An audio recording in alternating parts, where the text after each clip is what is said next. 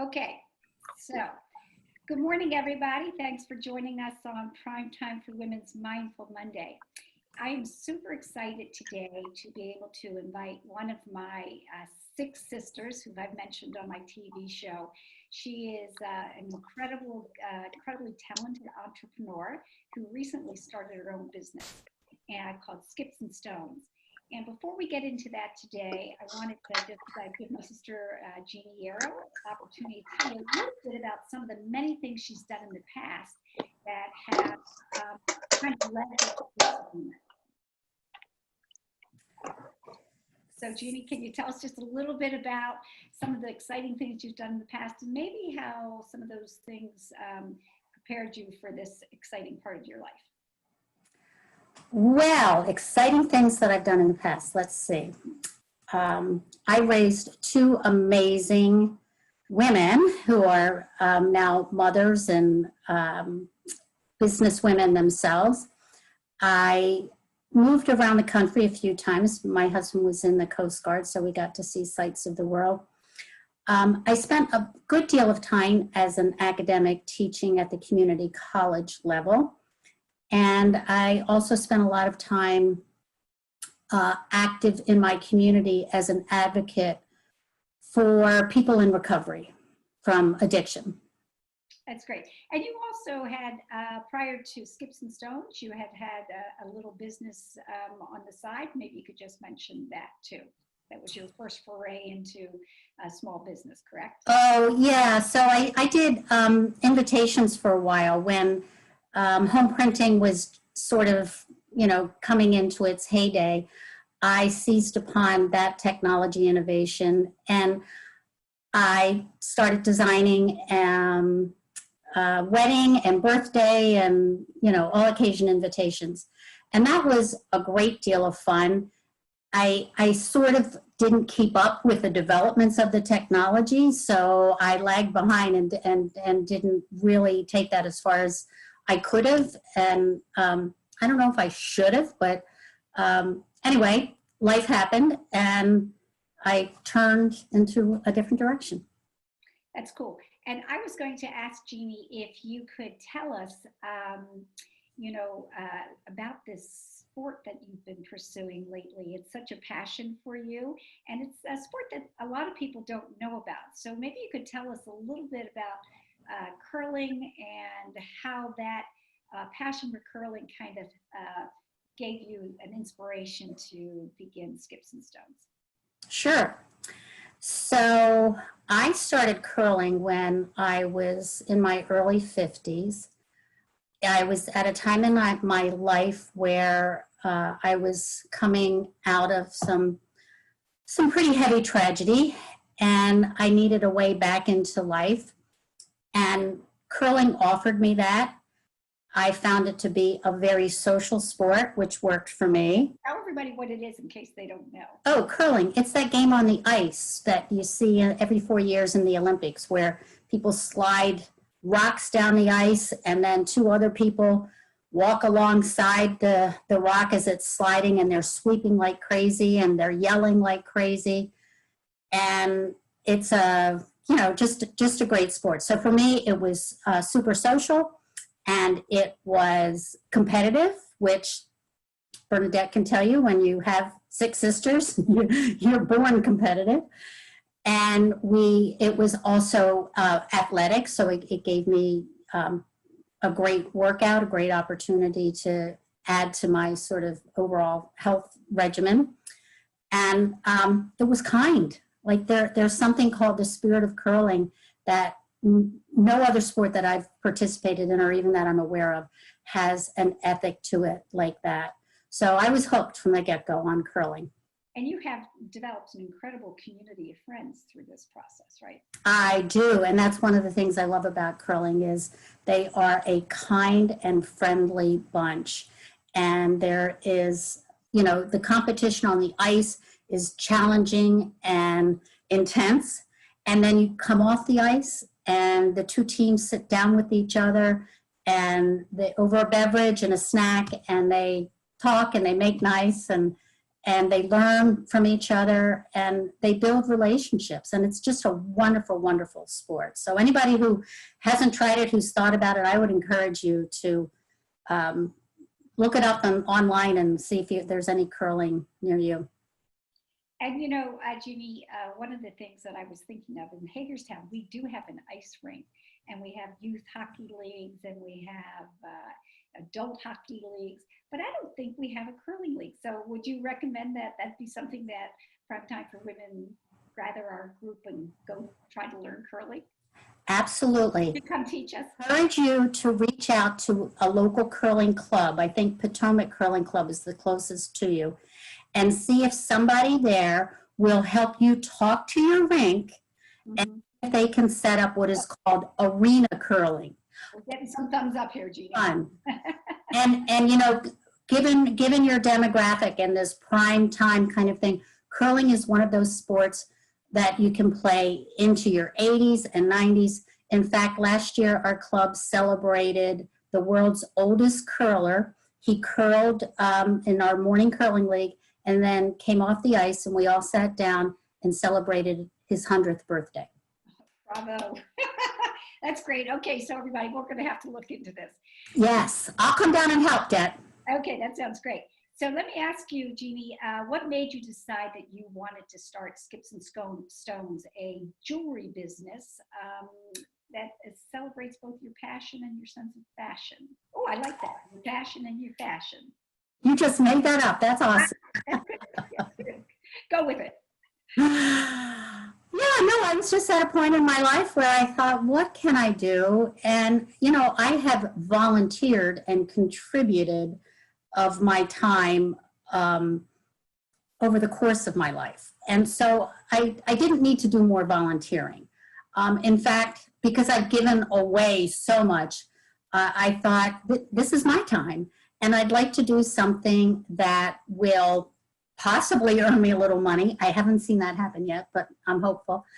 But also test me and challenge me and help me to build strengths and identify new talents that I have inside me. So I thought I'd love to, I started with jewelry because I'm a curler, I love curling, and there's no curling themed jewelry out there that suits my personal taste. And so I thought, well, why don't I design jewelry that I would wear? And I sat on that idea for 3 or 4 years. And then just this past fall, I was like, why am I sitting on that idea? Yeah. So I thought, I'm sitting on it because I don't know how to do this. But that's okay. I know how to ask the questions that will get me to the people that can help me figure out how to do this. Yeah, and it's like, okay, I'm in. We were talking yesterday, you said something about one of the most important bits of advice you could give is tell people that ask questions. It's okay not to know, but find it out. And that's exactly what you did. Absolutely. Ask for help, because not only do you grow because somebody knows, but there's a lot of research that shows that asking other people for help is instrumental not only to your growth, but it facilitates their well-being because they get to feel helpful. Mm-hmm. And I get to feel grateful, right? So those are two good things that are happening at the same time. That's great. So Jeannie, I was wondering if you could just tell us a little bit about where people can learn more about your jewelry, talk a little bit about your website, some of the products you sell. Well, so it's been slow going because, as I said earlier, I just, committed to this idea last fall, and I was doing some background work and, laying a business plan and identifying resources and that kind of thing. And then we were at March with COVID. So things that I had in the pipeline have been slow to materialize. However, I do have this pretty necklace. Can you see it? Oh, it's beautiful. So it's, this is a curling broom, which you use to sweep with. And then this disc piece represents the round circles are the target where you throw the stone into. So if people want to, Another thumbs up, Jean. yes, thank you, Marcia. I love you. Thank you. So one of the things that I did, talk about asking for help and learning new talents and things, is, again, during COVID, I signed up for this online course that was called How to Learn. Now, prior to this, I had reached out and contacted several website designers and sought proposals to build a website for me. And we're talking anywhere from 5,000, to 25,000. So I signed up for this course called How to Learn. And I was in the second lesson of the course. And it said, I learned that just because something is hard for you to learn doesn't mean you can't learn it. And in fact, sometimes the more you struggle to learn it, the better it is in terms of how well you understand it, right? Like if it's easy for you to learn, you might not get it as deeply. So I thought about that and I thought, maybe I can learn to build a website. Right. So I never got back to finish the course because I got too busy learning how to build a website. And here's the thing, you can Google anything these days. Right, right. And so I did. I just kept Googling and Googling. How do I do this? How do I do that? And then I'd watch these videos on YouTube. So I have built myself a website. So that was a long-winded answer to your question. Where can people see more? Now, let me tell you, my website is very, very imperfect. I was just going to say, you said that to me before. I went and checked it out. I love it. I think it's great. Well, it's not great yet, but it will be. Yeah. And one of the reasons it's imperfect is because I haven't really received all my goods, which are in the manufacturing pipeline. So it's imperfect, but Debbie, that is another growth step for me too. To put it out there and let people see it, even though it's not perfect. Right. I'm happy to have people understand that I'm a work in progress. My website, my business are a work in progress.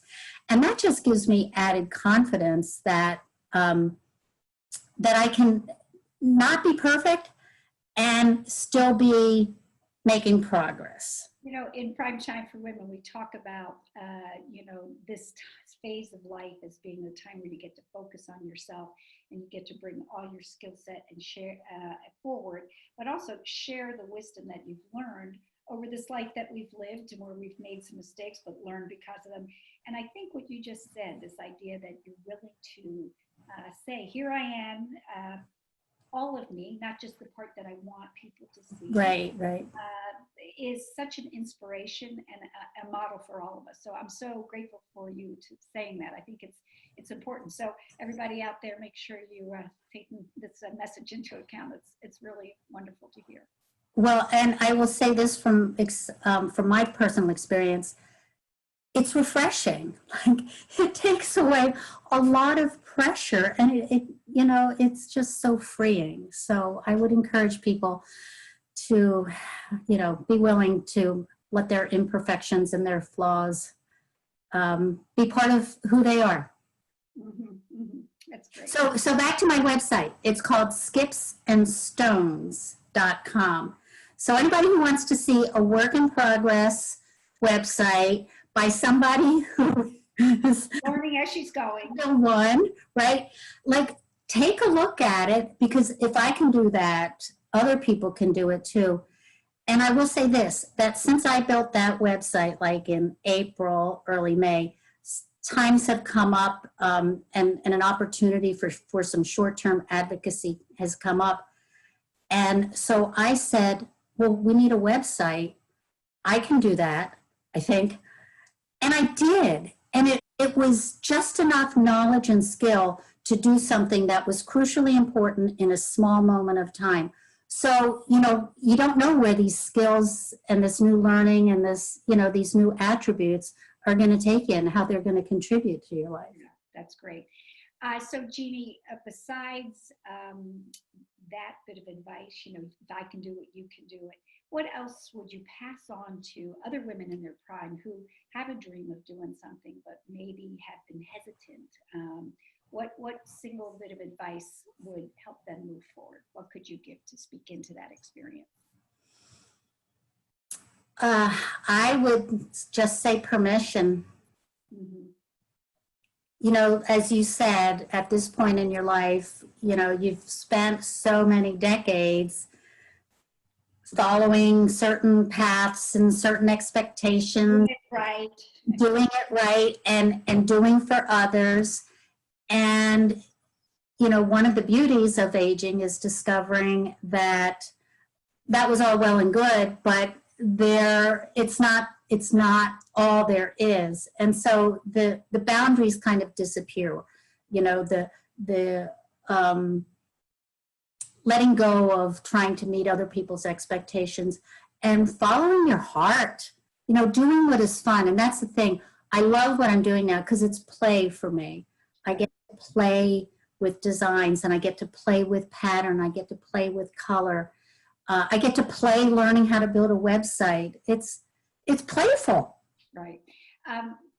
Penny Jo, who was on before, she writes novels now, steeped in history, and it's her passion too. So it's fun to see what tickles each person's fancy and see them go after it. So that's for sure. And that, I think, as women, that creative impulse is a huge part of our femininity, our wisdom, and giving yourself permission to honor that, whether it's in baking or writing or acting, you know, right, gardening. There are so many ways to honor and fulfill that yearning for self-expression and creativity. And there's no wrong way.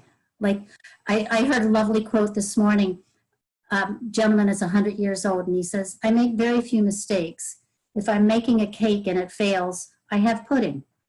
And I thought, that's awesome, right? Like, and believe me, I've already made mistakes in this process, but every mistake teaches me something. Right. Well, you know, there you have it, everybody. That's great advice for all of us in every aspect of our life. Jeanie, thank you so much for being a Mindful Monday and sharing your story. I hope everybody checks out skipsandstones.com. And when we get our curling advocacy group together, you're going to come down and help I us. will. I'll come down and help. Yeah. All right. That sounds great. Thanks. Okay. With us. Okay. Bye-bye. All right. Dad, I love you. Love you too. Bye. Goodbye to all your friends and followers. See you. Bye. Bye.